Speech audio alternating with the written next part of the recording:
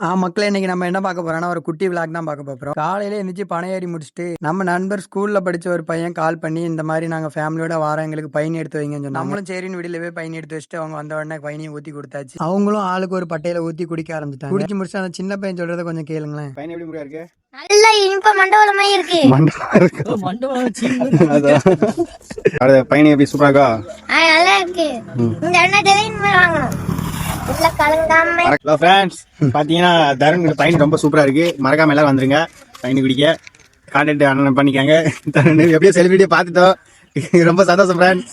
Celebrity மறக்காம video போட்டுருங்க. Like பண்ணுங்க, ஷேர் பண்ணுங்க, கமெண்ட் பண்ணுங்க. ஆமா, தருண் அண்ணன் சேனலை சப்ஸ்கிரைப் பண்ணுங்க. சப்ஸ்கிரைப் பண்ணுங்க. அது பை.